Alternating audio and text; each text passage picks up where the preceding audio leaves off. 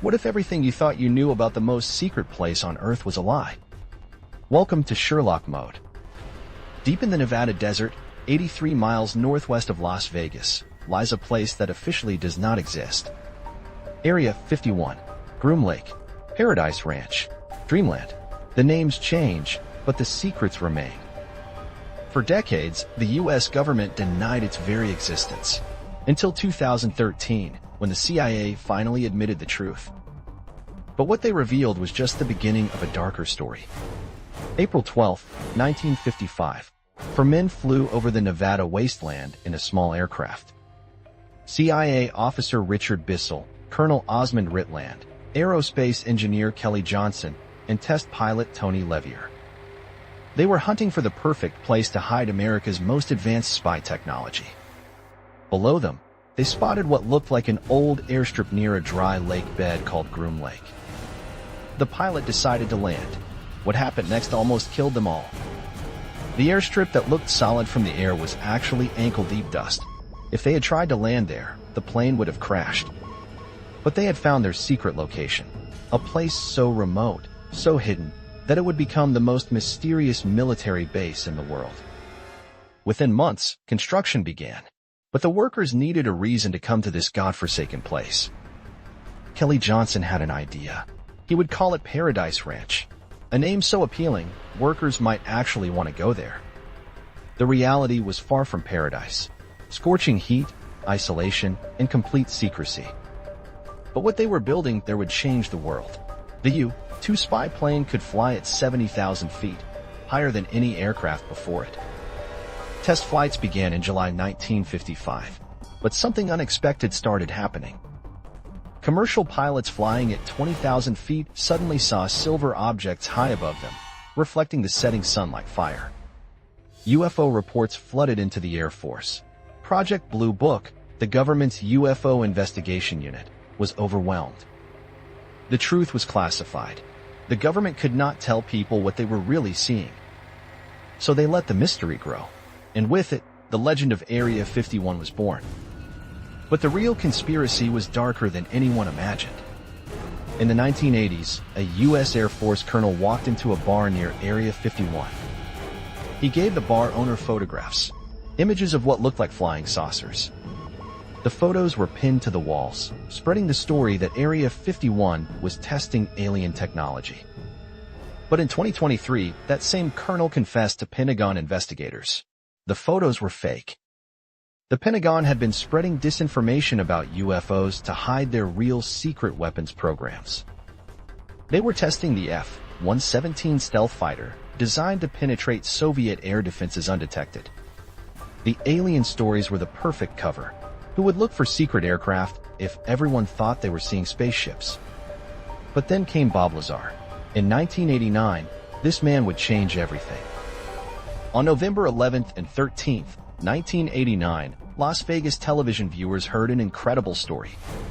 Lazar claimed he had worked at S-4, a secret facility south of Area 51. He said he had seen 9 flying discs of extraterrestrial origin stored in hangars.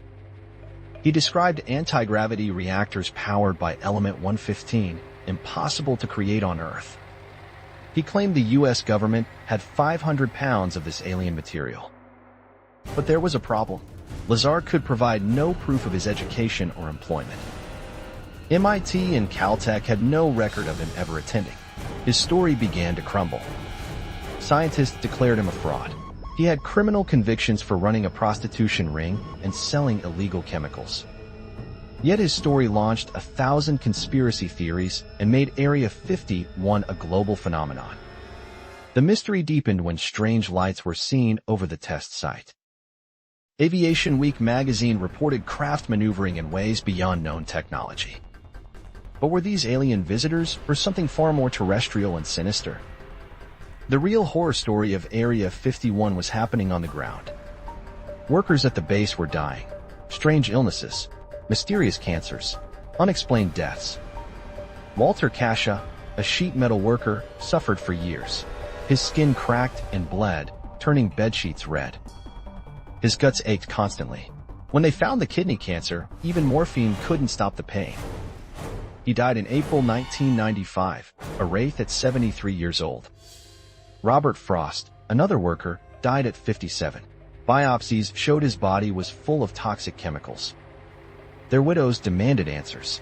What had killed their husbands? In 1994, 5 contractors and 2 widows sued the Air Force and EPA. They alleged massive chemical burning in open pits at Area 51. Biochemists found high levels of dioxin, dibenzofuran, and trichloroethylene in their bodies. Deadly poisons from aircraft manufacturing burned in violation of environmental laws. Fred Dunham, a security guard, watched over these burned pits in the 1980s. The drums contained carbon fiber resin and aircraft sealants, highly hazardous when burned. Now he suffers from chronic obstructive pulmonary disease. His lungs are destroyed. The government invoked state secrets privilege. National security was at stake. President Bill Clinton issued a presidential determination exempting Area 51 from environmental laws. The case was dismissed. The victims had no evidence because it was all classified. The workers were expendable. The secrets were not. But the myth of Area 51 continued to grow in popular culture. Then came the internet age, and with it, the greatest test of Area 51 security ever attempted. June 27, 2019. A 20-year-old college student named Maddie Roberts made a joke on Facebook. Storm Area 51, they can't stop all of us. Let's see them aliens.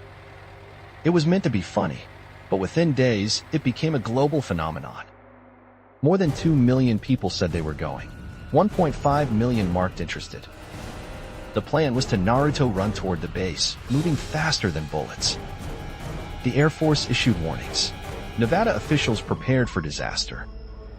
Even Bob Lazar spoke out, warning people not to attempt it. He revealed that the last person who tried to enter Area 51 was shot. September 20th, 2019.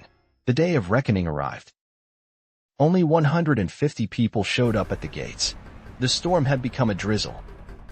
One arrest was made, not for alien liberation, but for public urination. The real action was at nearby music festivals, where 1,500 people celebrated alien culture. Meanwhile, the cam mode dudes continued their silent watch. These private security contractors patrol Area 51's perimeter in white vehicles. They have no authority outside the restricted area, but inside, they will detain anyone. 2 Dutch tourists learned this the hard way, just days before the Storm Area 51 event. Thijs Granzier and Govert Sweep wanted to film Area 51 for YouTube.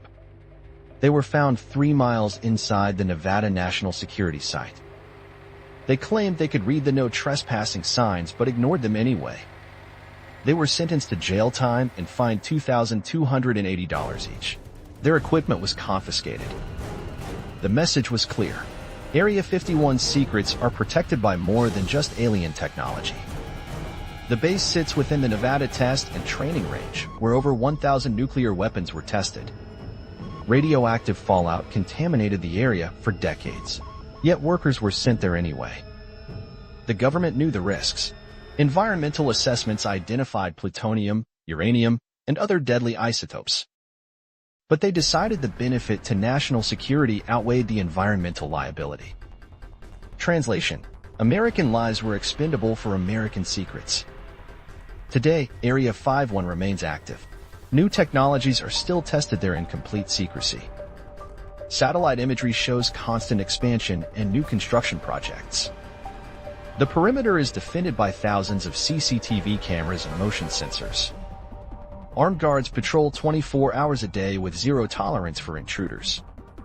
The signs promise deadly force is authorized. This is no empty threat. In 2013, the CIA finally admitted Area 51 exists, but they revealed only what served their purpose. The U-2 spy plane story was safe to tell. The real secrets remain buried. What advanced technologies are being tested there now? What new weapons systems? What environmental crimes continue to poison American workers? A 1999 interview has recently gone viral. An alleged Area 51 worker made a chilling prediction. He said his colleague told him there were things happening at Groom Lake that couldn't be revealed until 2025. That year is now here. What secrets are about to be revealed? Or is this just another layer of disinformation in the greatest cover-up in American history? Recent drone sightings across America have sparked new speculation. Are these foreign threats, government tests, or something from the Nevada desert? The pattern repeats. Mysterious sightings, government denials, public speculation. Area 51 has created the perfect system. Hide the truth in plain sight. Make people think they're looking for aliens while you test real weapons. Poison your own workers and classify their deaths as state secrets. Create so much noise that the truth becomes impossible to find. The real conspiracy isn't about aliens. It's about power. The power to kill in the name of national security. The power to poison and deny responsibility. The power to lie to the American people for 7 decades. And the power to make you look for aliens while they hide their crimes. The camo dudes still patrol the perimeter. The cameras still record every movement. The burn pits may be gone, but the legacy of poison remains. New workers arrive every day, unaware of what killed their predecessors. The oath of secrecy is absolute. What happens at Area 51 stays at Area 51. Even if it kills you. Let us analyze the evidence we have uncovered in this investigation. The government admitted to decades of disinformation about UFOs to hide weapons testing. They knowingly sent workers into radioactive and chemically contaminated areas. When workers died from exposure, they classified their deaths to avoid liability. They created alien mythology to distract from environmental crimes.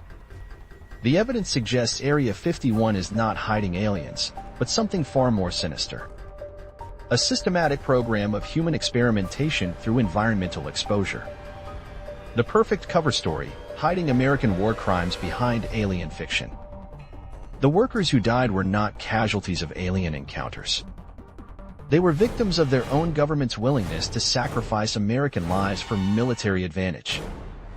The real question is not whether aliens exist at Area 51. The real question is how many more Americans will die for secrets that serve only power. And when will the American people demand the truth about what their government does in their name? Area 51 remains active. The cameras watch. The guards patrol. The secrets multiply.